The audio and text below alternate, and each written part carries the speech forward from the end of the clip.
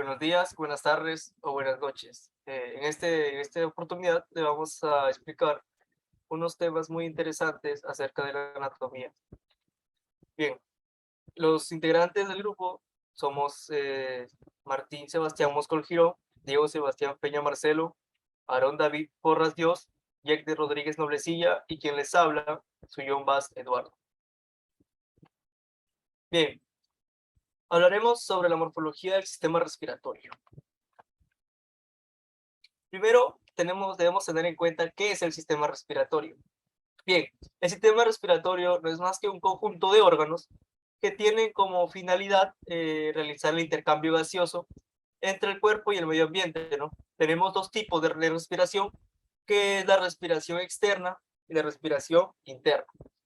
La externa es la que se da del medio ambiente hacia los órganos internos, y la interna es la que se da a nivel tisular, es decir, a nivel de los tejidos, a partir de los procesos metabólicos, con el oxígeno que hemos recolectado del exterior. Es por eso que todo esto se realiza debido a la necesidad del oxígeno que nosotros encontramos en el aire, que es indispensable para que nuestras células que necesitan ese oxígeno puedan realizar todos los procesos metabólicos del cuerpo. Otra de las funciones también del sistema respiratorio son la regulación del pH, la fonación o vocalización y la protección. Empezaremos con su estructura anatómica. Las vías aéreas del sistema respiratorio, ¿no? Se va a dividir en dos tipos de vías aéreas. Tenemos las vías aéreas superiores y las vías aéreas inferiores. En las vías aéreas superiores tenemos nosotros a lo que es la nariz, la faringe, la laringe, la tráquea, los bronquios principales, los bronquios secundarios y los pulmones. Y en las vías respiratorias inferiores, nosotros tenemos a lo que son los alvéolos pulmonares y entre otros. Bien, las vías respiratorias pueden dividirse de dos formas. Como les expliqué, según su estructura, teníamos inferior y superior, y nosotros también tenemos según su función. Es decir, las dos funciones que van a realizar cada una de estas vías.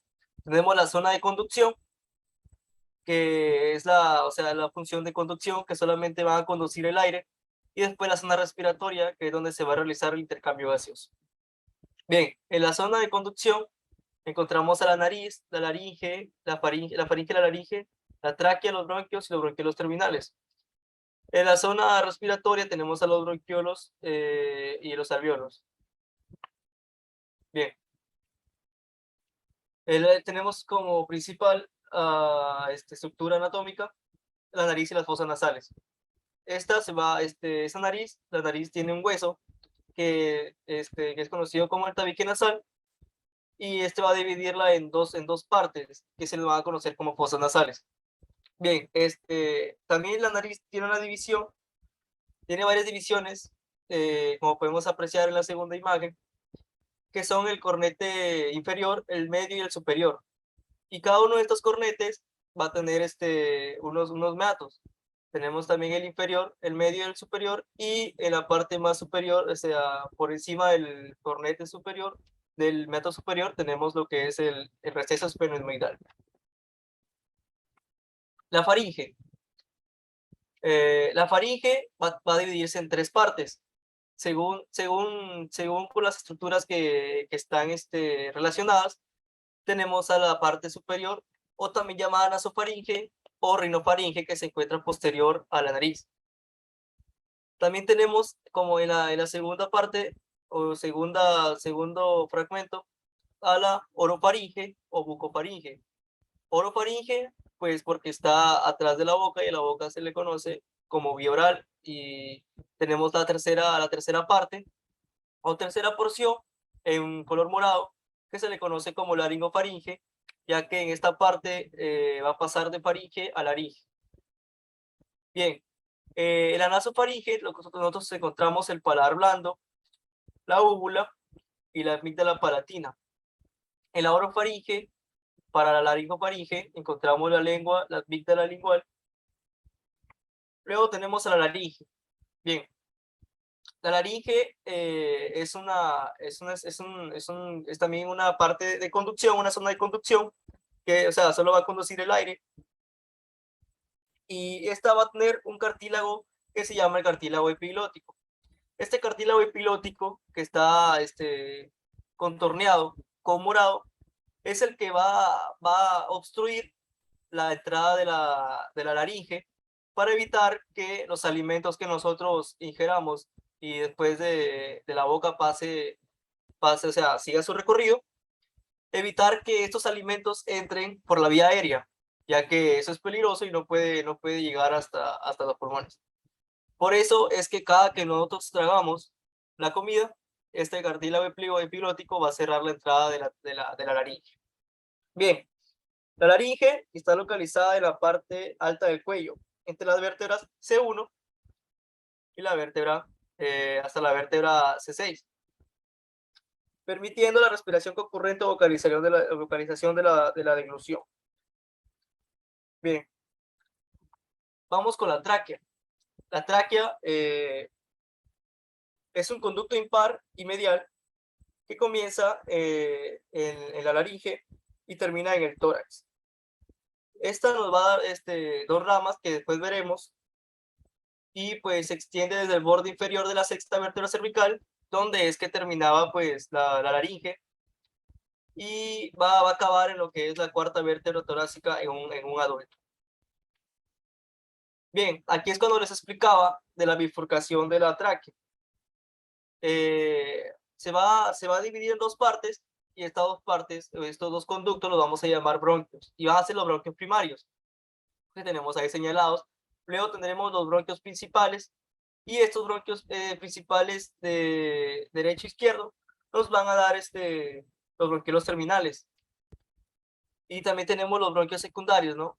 Que esos son los bronquios que van a nacer de los bronquios principales o primarios. A nivel de este ángulo, es donde está señalado el ángulo, también tenemos arriba una parte donde empieza la bifurcación. Ese vértice se le va a conocer como carina.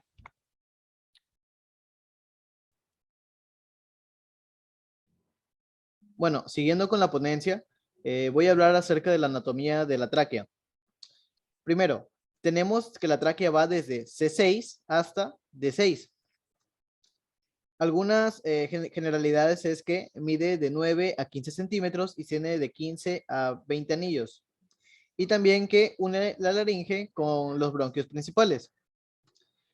Tenemos dos porciones, una porción cervical y una porción torácica. La porción cervical va a estar dada por los ligamentos corticotraqueales y los ligamentos anulares. Algunas relaciones que tenemos sería, como podemos observar aquí, posteriormente el esófago y el esófago y los nervios laríngeos recurrentes. Y en la porción cervical podemos ver, como ya mencionó mi compañero Sillón, una bifurcación que sería la carina, que aquí como se va a dividir en derecha e izquierda, que va a dar paso a lo que serían los bronquios. Unas relaciones traqueales, como podemos ver, sería aquí el timo, el callado de la aorta, la vena brachiocefálica y el esófago. Ahora, la irrigación de la tráquea principalmente va a estar irrigada por la arteria tiroidea inferior y la arteria tiroidea superior. También por las arterias bronquiales y la arteria mamaria interna. Y el drenaje venoso va a estar dada por dos venas importantes, que serían las tiroideas inferiores y las venas bronquiales. Ahora, la anatomía de los bronquios. Ya, tenemos dos tipos, que serían los bronquios extrapulmonares y los bronquios intrapulmonares. Los extrapulmonares tenemos, como ya mencionó mi compañero también, los principales, que tenemos el derecho y el izquierdo. Y en los bronquios intrapulmonares vamos a tener a los lobulares, que son esos que podemos apreciar aquí, y a los segmentarios, que son los que ya están pintados. Bueno, tenemos aquí lo que sería el pedículo pulmonar, y dentro del pedículo va a estar lo que sería el hilio pulmonar. En el hilio pulmonar, ¿qué encontramos? Encontramos los bronquios propiamente dichos, encontramos la vena pulmonar y las arterias pulmonares. Ahora, en los bronquios principales tenemos los bronquios de primer orden. Tenemos el bronquio principal derecho, que algunas generalidades serían que es más vertical, más corto y más ancho. Y en el bronquio principal izquierdo, algunas generalidades también serían que es más oblicuo, más largo y más ancho. Ahora, bronquios lobulares. Tenemos a los bronquios de segundo, que son bronquios de segundo orden, perdón, que serían los bronquios lobulares el derecho, que tendríamos el lobular superior, el lobular intermedio y el lobular medio e inferior. Y también tendríamos los bronquios lobulares izquierdos, que tendríamos el lobular superior y el lobular inferior. Y ahora por último, para terminar con bronquios, tendríamos los bronquios segmentarios, que serían los bronquios de tercer orden, que como podemos ver son estas como ramas. Primero tenemos a la derecha el lobular superior, que podemos ver su parte apical, posterior y anterior. El lobular medio, que tenemos su parte lateral y medial. Y el lobular inferior, que tenemos su parte superior, basal medial, basal anterior, basal posterior y basal lateral. Y por último, solo para mencionar, tenemos en el izquierdo el lobular superior y el lobular inferior. Bien, continuando con lo que son pulmones, vamos a mencionar lo que son las características generales, que tienen forma cónica, tienen un color rosáceo, tienen un peso de entre 500 y 600 gramos aproximadamente, van a estar recubiertos por pleura, ubicados a ambos lados del mediastino. La unidad funcional de ambos pulmones va a ser el acino alveolar y la unidad anatómica va a ser los bronquios. Vamos con la diferencia entre ambos. El pulmón derecho va a ser más pesado que el pulmón izquierdo. También va a ser menos largo. ¿Esto por qué? Porque debajo del pulmón derecho vamos a encontrar lo que es el hígado, que es un órgano bastante grande y va a empujar desde la etapa embrionaria al pulmón derecho hacia arriba. También va a ser más ancho que el pulmón izquierdo y por lo mismo que está siendo empujado hacia arriba, lo que va a hacer es crecer a los lados. Vamos con lo que son, con lo que es el pulmón derecho. Bien, vamos a hablar de las fisuras. Esta contiene fisuras oblicuas y la fisura horizontal.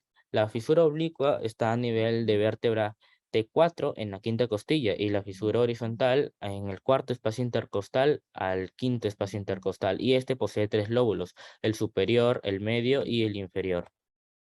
La división broncopulmonar del pulmón derecho se aplica los siguientes segmentos. El segmento apical, que sería el 1, el posterior el 2, el anterior el 3, el lateral el 4, el medial el 5 y el superior el 6, basal medial el 7, basal anterior 8, basal lateral 9 y basal posterior 10.